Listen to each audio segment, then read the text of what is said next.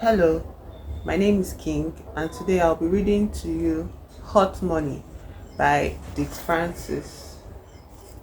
It is one of the four books compiled into this Reader's Digest condensed book, Volume 2, 1988. Hot Money is the first, and I'm reading it. Okay.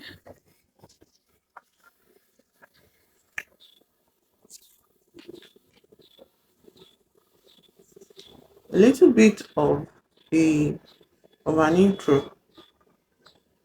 For Malcolm and Ian Pembroke, like father like son, could not be further from the truth. Malcolm is rash, oft married, and blessed with the Midas touch, which has made him millions as a gold speculator. Ian, his son, is a loner and a bachelor, an amateur jockey uncertain of his future. Yet, despite their differences, they are drawn together.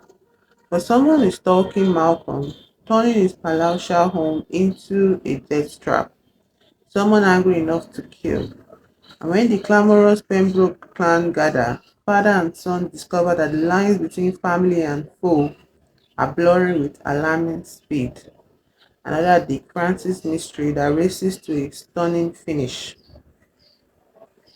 Chapter 1. I intensely disliked my father's fifth wife, but not to the point of murder. I, the fruit of his second ill-considered gallop up the aisle, had gone dutifully to the next two of his subsequent nuptials.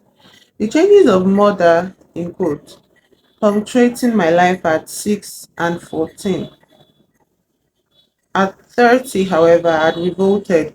Wild horses couldn't have dragged me to witness his wedding to the sharp-eyed, honey-tongued Moira, his fifth choice. Moira had been the subject of the bitterest quarrel my father and I had ever had, and the direct cause of a non-speaking wilderness that had lasted 3 years. After Moira was murdered, the police came bristling with suspicion to my door, and it was by the merest fluke that I could prove that I had been geographically elsewhere. I didn't go to Moira's funeral, but I wasn't alone in that.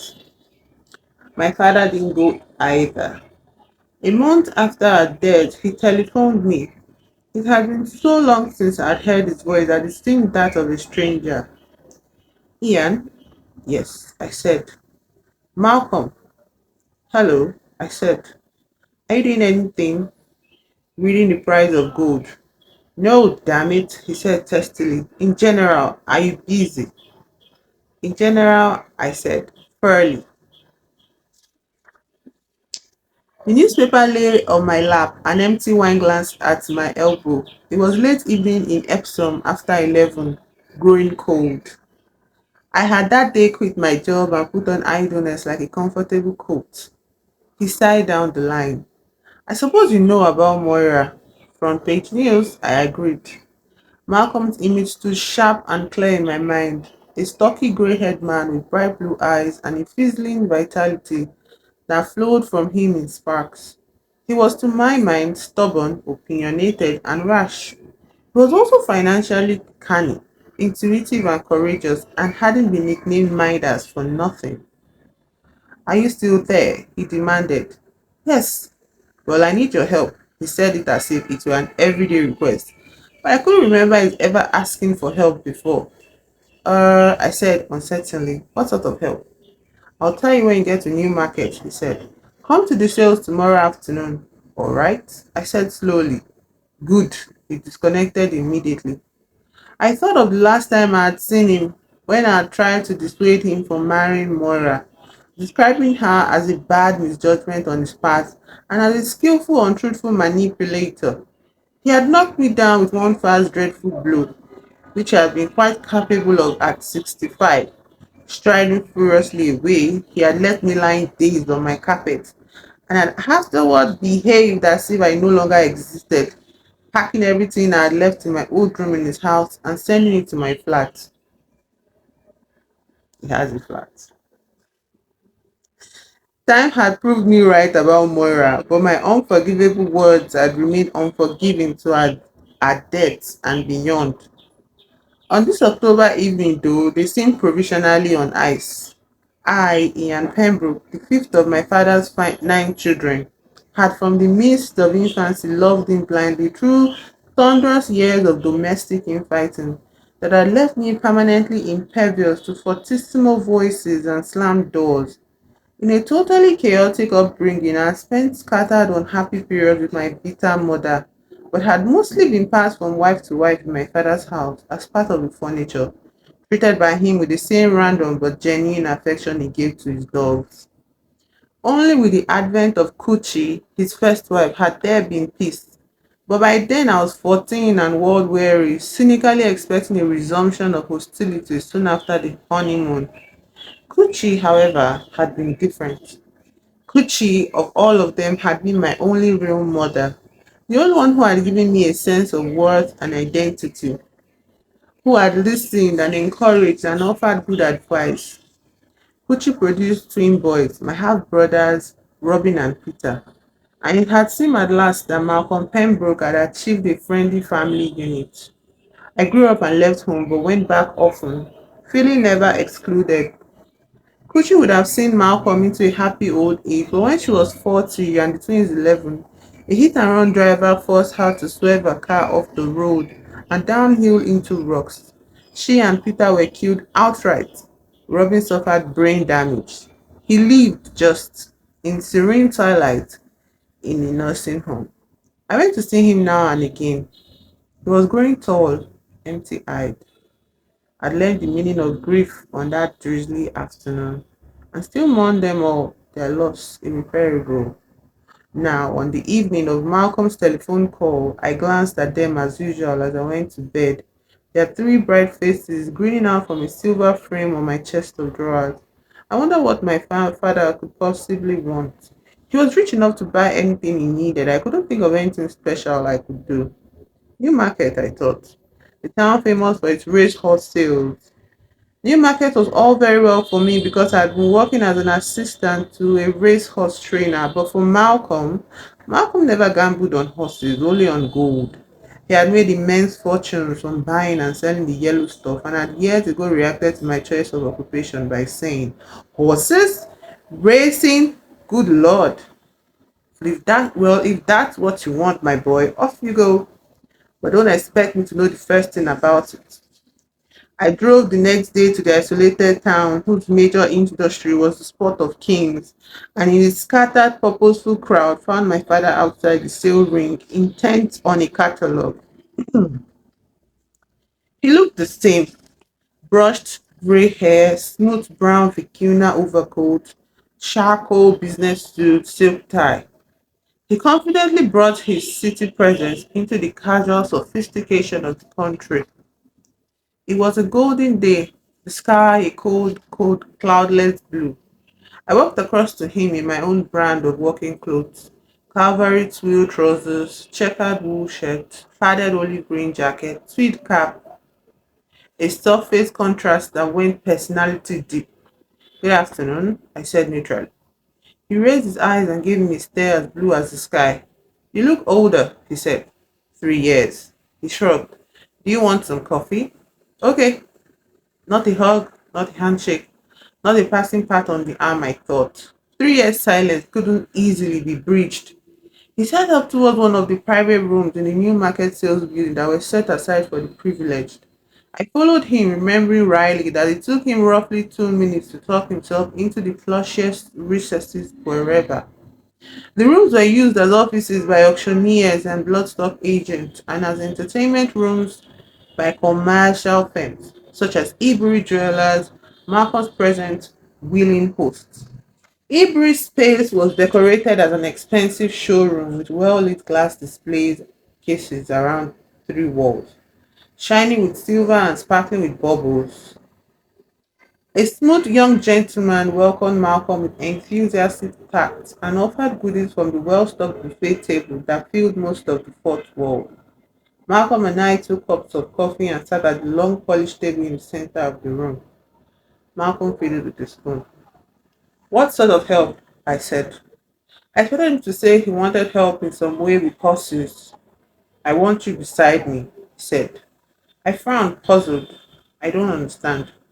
"I don't suppose you do," he said. He looked up at my face. I'm going to travel a bit. I want you with me. I made no fast reply, and he said abruptly, I'm not asking the world, Ian. A bit of your time, a bit of your attention, that's all. Why now and why me? You're my son. He stopped fiddling with the spoon and leaned back in his chair. I trust you. He paused. I need someone I can trust. Can't you get some time off from work? I thought of the trainer I just left, whose daughter had made my job untenable because she wanted it for her fiance. I had no immediate need to find another place save for paying the rent. At 33, I had worked for three different trainers and had come to feel I was growing too old to carry on as anyone's assistant. What are you thinking? Malcolm asked. Roughly whether you would lend me half a million quid so I could set myself up as a trainer. Quid, British. No, he said. I smiled. That's what I thought. I'll pay your rent, your fares, and your hotel bills. I looked at Malcolm's face and was surprised to find there an expression that could only be interpreted as anxiety. I was unexpectedly moved. I'd never wanted to quarrel with him. I wanted him to see Moira as I did, as a calculating honeypot who had used the devastation of Gucci's death to insinuate herself with him. I had, for 3 silent years since then, wanted peace with my father, but I couldn't bear to go to his house and see Moira smirking in Gucci's place, even if he would have let me in.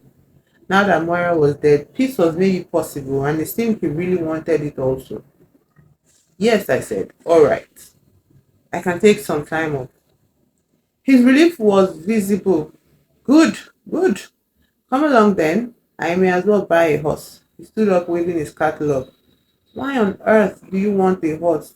Everyone should have a hobby, he said briskly, though he had never had one in his life. Mine is racing. And as an afterthought, he added, henceforth, and he began to walk to the door. Just like old times, I thought with pleasure.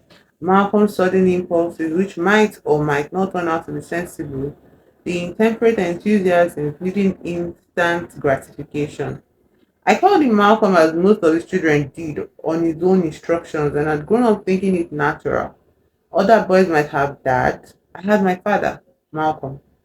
Outside Ibri's room, he said, what's the procedure then? I said, this is the first day of the high flyer sales. I think you ought to know that the minimum opening bid today is 20,000 guineas. But yeah, he rocked him only slightly. What did they sell them for? Anything from 100,000 up. You'll be lucky today to get a third class yearling for under a quarter of a million. He smiled. Come on then, let's go and start bidding.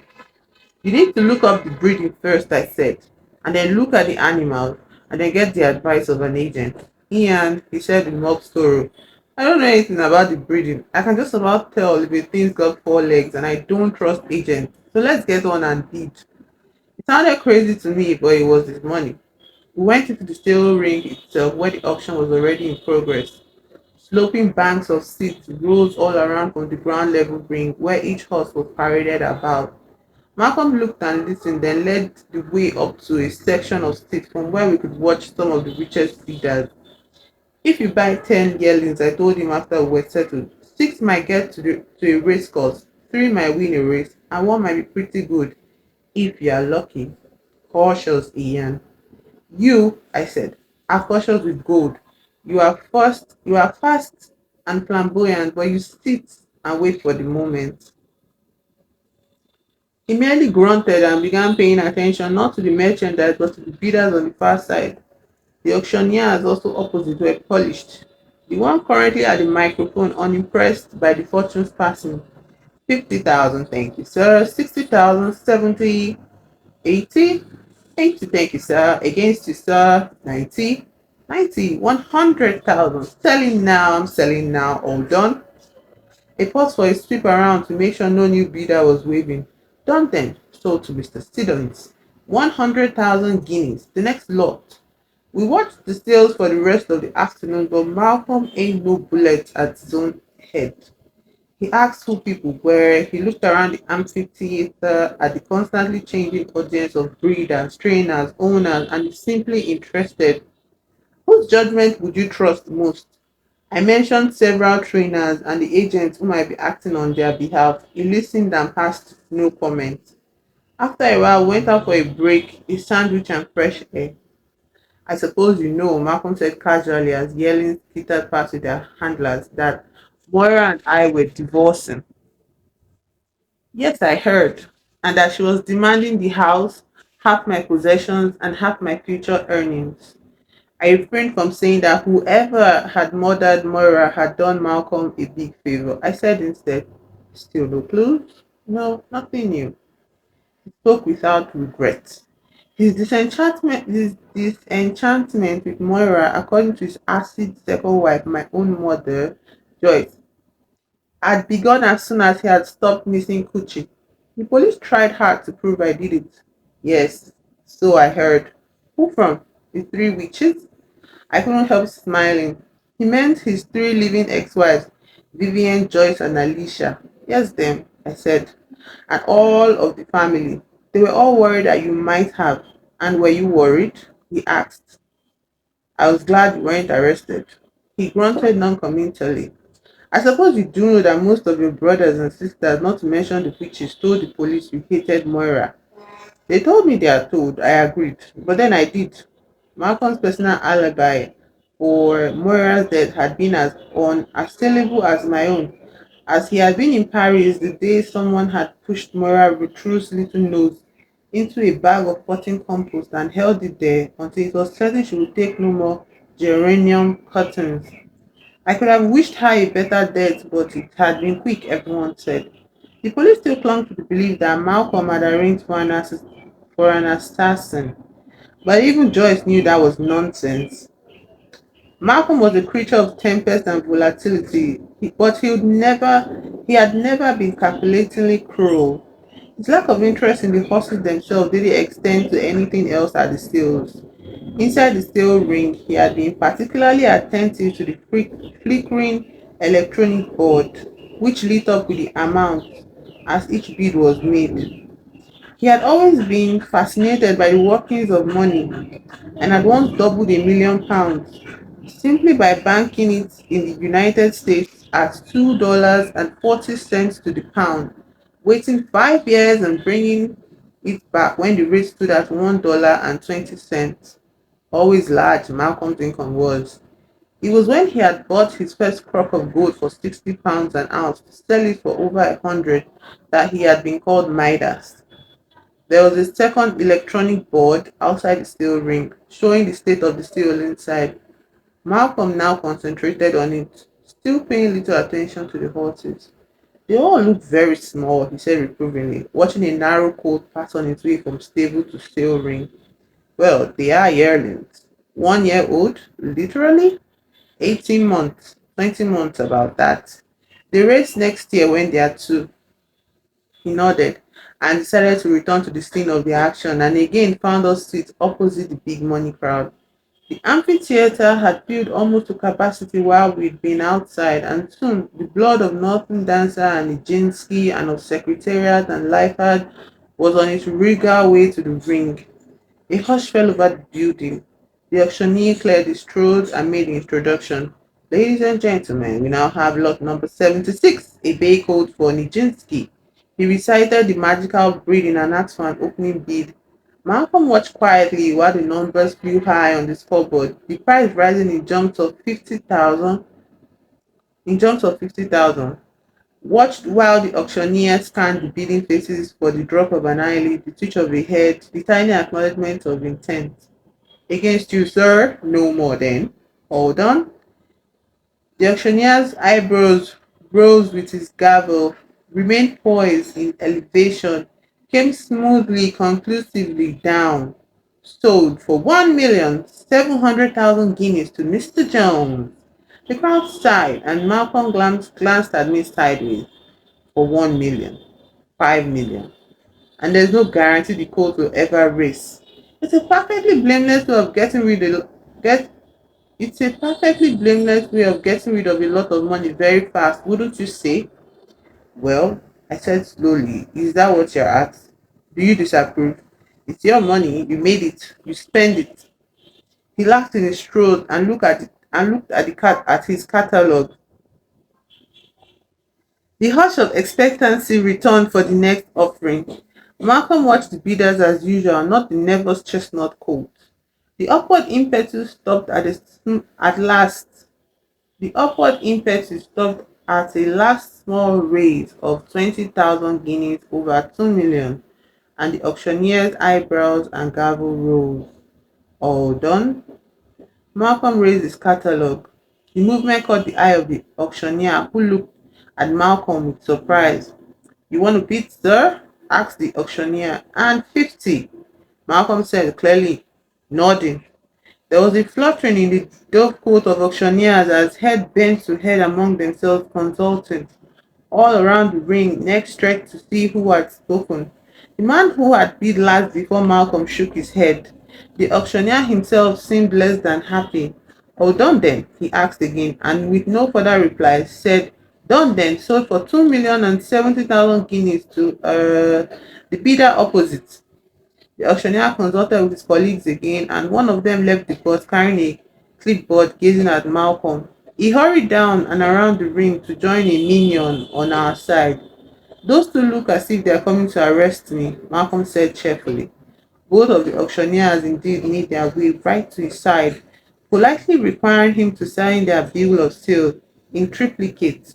They then retired to ground level but were still waiting for us when, after three further sales, we descended. They invited Malcolm civilly to their office and we went. They computed what he owed. Malcolm wrote them a check. They politely asked for proof of identity and a reference, took his check gingerly, and said that the colt would not be available for removal until tomorrow. Malcolm said tomorrow would be fine, and in high spirits told me I could now ferry him back to his Cambridge hotel. We walked together to the car park. People were beginning to drift home, and night had fallen, but there were lights enough to see by. As we went, I pointed out where my wheel stood. "Who are you going to send your colt?" I asked, walking. Where would you say? "I should think," I began, but I never finished the answer. A car coming towards us suddenly emitted two headlight beams, blinding us, and at the same moment, it seemed to accelerate fiercely, swerving straight towards Malcolm. I leaped, flung myself at my father, my flying weight spinning him off balance and knocking him down. I fell on top of him, knowing that the pale speeding bulk of the car had caught me, but not sure to what extent. There was just a bang and a lot of light covering like arcs, and a fast crunch into darkness. After a moment, Malcolm began struggling to free himself from under my weight, and I rolled awkwardly to my knees. He pushed himself up until he was sitting with his back against the car's wheel, collecting his wits but looking as shaken as I felt. "That car," he said eventually, between deep breaths, "was aiming to kill me." I nodded. My trousers were torn, my thigh grazed and bleeding. "You always had quick reactions," he said. "So now you know why I want you beside me all the time." The end of chapter 1. I had to have a Sprite to cool off.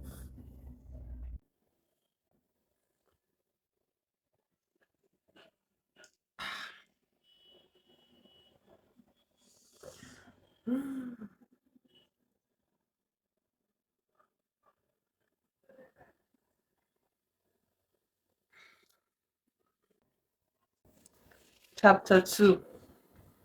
It was the second time someone had tried to kill him, he said.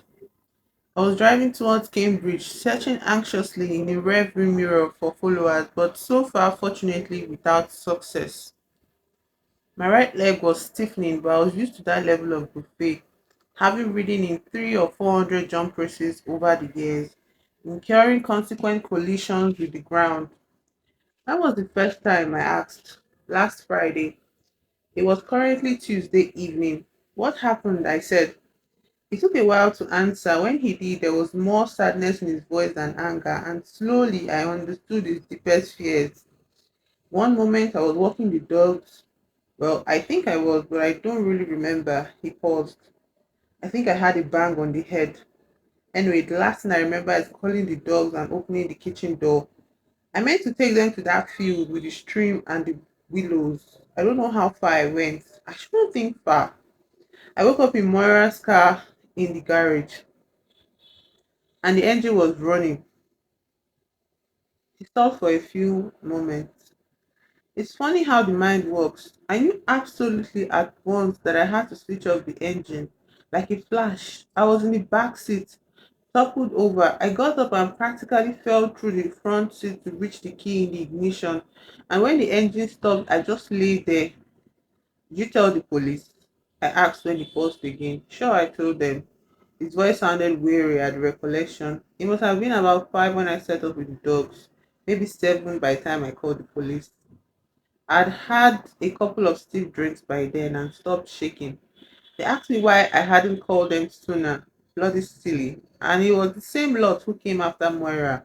They think I had her killed, you know. I know.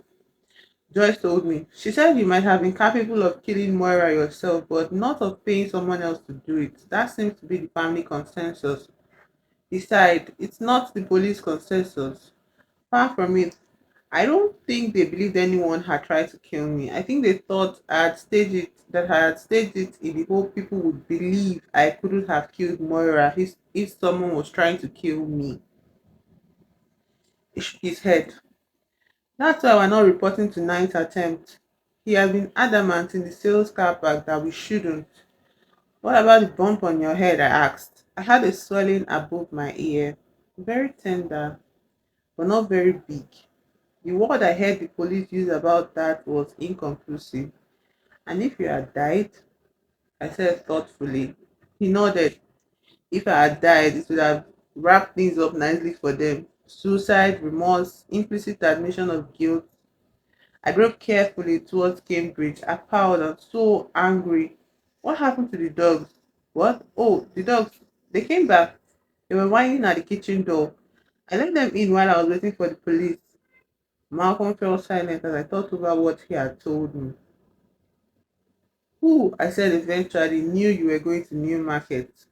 I don't know. I didn't know myself until yesterday. Well, what have you been doing since the police left you last Friday night?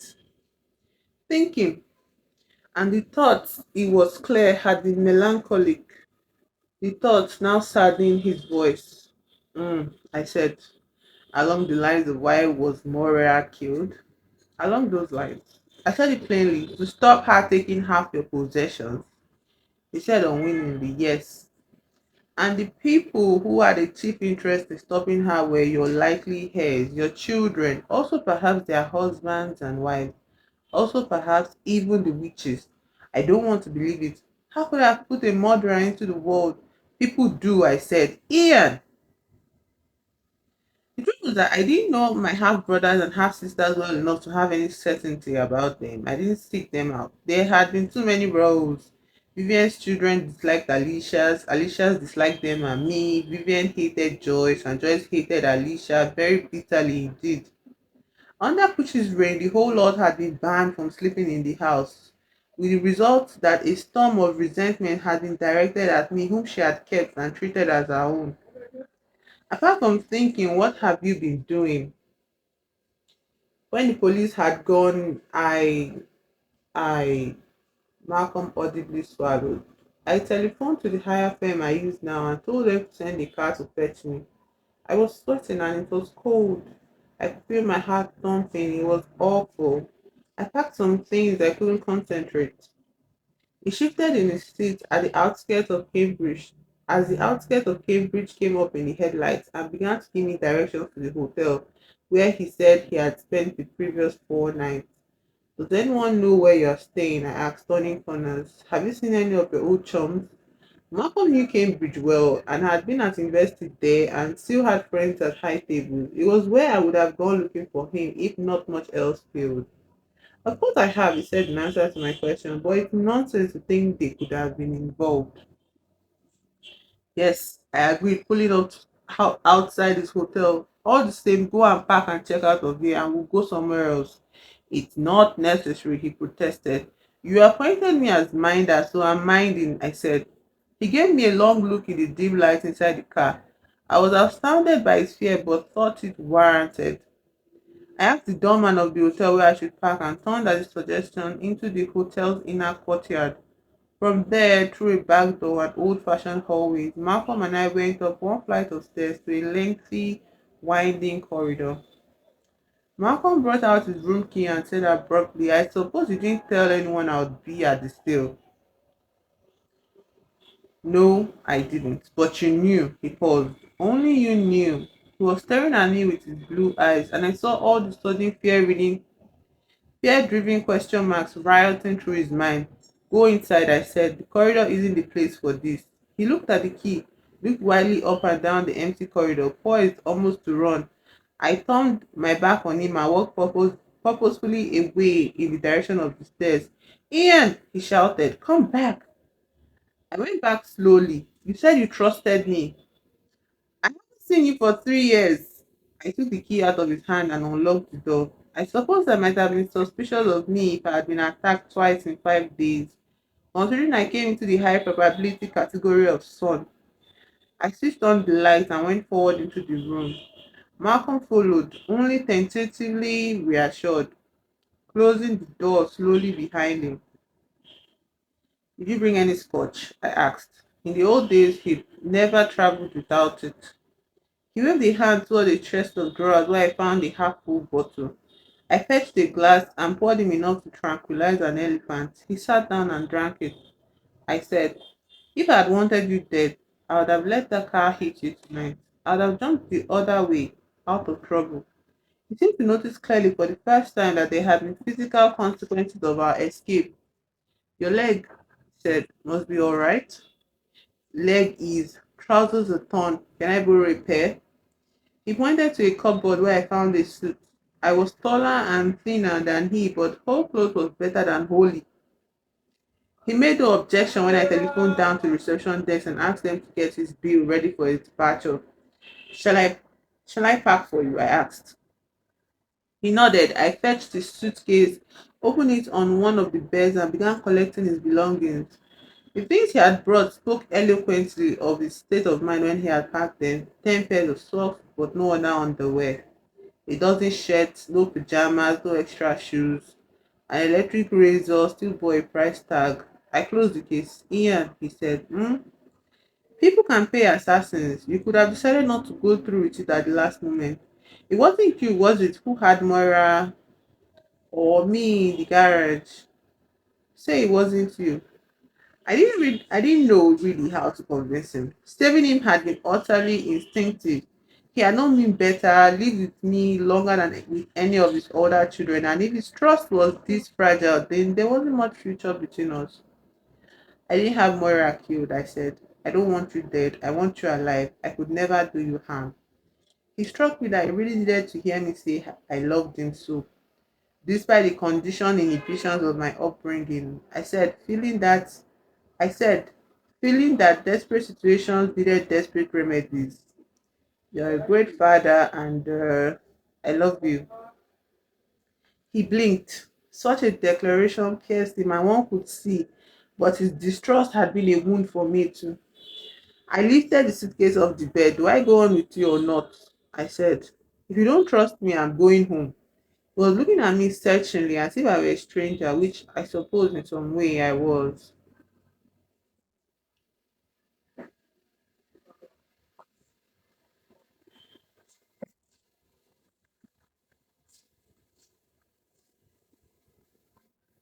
He had never before had to think of me not as a son but as a man, as a person who had led a life separate from his. Sons grew from little boys into their own adult selves. Fathers tended not to see the change clearly. Mothers. You are different, he said. I am the same. Trust your instinct. Some of the tension at last slackened in his muscles. His instinct had been trust, an instinct strong enough to carry him to the telephone after 3 silent years. He finished the scotch. Come with me then, he said, and stood up. I nodded. He went over to the chest of drawers and from the bottom drawer produced a briefcase. Even in the direst panic, he wouldn't have left behind the list of his gold shares. I walked over to the telephone and asked for a taxi, But your car's here, Malcolm said. I think I'll leave it here for now. But why? Because if I didn't tell anyone you were going to New Market Sales and nor did you, then it's probable you were followed there. Whoever drove at it must have seen you and me together and known who I was and guessed in my league with me. So whoever it was probably knew would come here to this hotel and they might be hanging around in the courtyard outside the back door where we parked, where it's nice and dark. We leave through the front with the doorman in attendance. If you say so, he said weakly. From now on, I said, we take every exaggerated precaution. Well, where are we going in this taxi? How about somewhere where we can rent a car? Once we had set up, however, the driver informed us that at 9 on a Tuesday night, all the car hire firms would be closed. Chauffeur-driven car then, Malcolm said. Fellows who do weddings, that sort of thing. 20 kid in it for you too. The taxi driver drove us down some back street and stopped outside a little terraced house and banged on the door. It opened and gathered the taxi driver inside. He returned accompanied by a larger man buttoning the jacket of a chauffeur's uniform. The firm that my brother-in-law works for does mostly weddings, the taxi driver said. He wants to know where you want to go. London, I said. London appeared to be no problem at all, which was how Malcolm and I proceeded there in a black Rolls Royce, the moonlighting chauffeur separated from us discreetly by a glass partition. Why did you go to the sales at all? I now asked Malcolm. I mean, why New Market? Why the sales? Malcolm frowned. Because of Ebury's, I suppose. The jewelers. Yes. Well, I knew they were going to have a showroom there. They told me so last week when I went to see them about Gucci's jewelry. So that yesterday when I was wondering what would fetch you, I remembered the sales and I decided on it not long before I rang you. I pondered a bit. How would you set about finding where someone was, so to speak, if you wanted to? To my surprise, he had a ready answer. Get the fellow I had for tailing Moira. Tailing. My lawyer said to do it. It might save me something, he said, if Moira was having a bit on the side. See what I mean? I do indeed, I agreed dryly. But I suppose she wasn't. No such luck. He looked at me. What do you have in mind? Well, I just wondered if you could check where everyone in the family was last Friday and tonight. Everyone, Malcolm exclaimed. It would take weeks. It would put your mind at rest. He shook his head gloomily, but I agreed that the fellow who tailed Moira should be offered the job of checking the family. What happened between you and Moira? I asked. He sighed and said, she wanted Kuchi's jewelry and I wouldn't give it to her. She kept on about it, annoyed me, you see. And then, well, she cut me out. With another woman, I said without surprise. He nodded, unashamed. He had never been monogamous and couldn't understand why it should be expected. While he had been married to Vivian and then to Joyce, he had maintained Alicia all the time as his mistress. Alicia bore him two children while he was married to Joyce, and also one subsequently when he had made a fairly honest woman of Alicia at her insistence. When we were about 10 miles from London, we discussed where we should stay that night. We settled finally on the Savoy, a suite, Malcolm said at reception desk. Two bedrooms, two bathrooms, and a sitting room, and sent up some Bollinger. I didn't feel like drinking champagne, but Malcolm did. He also ordered scrambled eggs and smoked salmon with a bottle of brandy and a box of Havana cigars for comfort. Idly, I totaled up the expenses of the day: a 2 million guinea thoroughbred, the Cambridge hotel bill, chauffeured Rolls Royce, jumbo suite at the Savoy with trimmings. I wondered how much he was really worth and whether he intended to spend the lot. We ate the food and drank the brandy, and Malcolm lit a cigar. We were still not totally in accord with each other, although I had meant it when I said I loved him. It was probably the memories of him that I really loved. If I was going to stay close to him, I would be learning him from a different viewpoint. Each of us, in fact, would newly get to know the other. Any day now, Malcolm said, carefully dislodging ash, we are going to Australia. I absorbed the news and said, are we? He nodded. Well, we'll need visas. Where's the passport? In my flat. Where's yours? In the house. Then I'll get them both tomorrow and you stay here. I paused. Are we going to Australia for any special reason? To look at gold mines, he said, and kangaroos. After a short silence, I said, we don't just have to escape. We do have to find out who's trying to kill you. Escape is more attractive, he said. Only I'm supposed to ride in a race at sundown on Friday. I've never understood why you like racing. All those cold, wet days, all those falls, you get your rush from gold, I said. Danger? His eyebrows rose. Quiet, well-behaved, cautious Ian. Life is a ball without risk, is that it? It's not so extraordinary, I said. I'd written always as an amateur, unpaid, because something held me back from the total dedication needed for turning professional. Race riding was my deepest pleasure, but not my entire life. I was happy with the rides I got, with camaraderie of the changing room, with the wide skies and the horses themselves, and yes, one had to admit, with the risk. Staying near me, Malcolm said, as you've already found out, isn't enormously stay. That's why I'm staying, I said. He laughed. I thought I knew you, seems I don't. He stopped out his cigar and decided on bed. And in the morning, he was up early, sitting on his sofa, reading the Sporting Life. I'm in the paper. How about that? I looked where he pointed. His name was certainly there, somewhere near the end of the detailed list of yesterday's sales. Lot 77, Chestnut Cold, 2,070,000 guineas, Malcolm Pembroke. He put down the paper, pleased. Now, what do we do today? We summon your private eye. We find a trainer for your coat. I fetch our passport and some clothes, and you stay here. The trouble is, he said, I don't have the private eye's phone number, not with me. Of course, your mother knows it. Joyce knows it. How does she know it? She used him, he said airily, to follow me and Alicia. There was nothing, I suppose, that should ever surprise me about my parents. When the lawyer said to have Moira tailed, Malcolm went on, I got the private eye's name from Joyce. After all, he had done a good job on me and Alicia.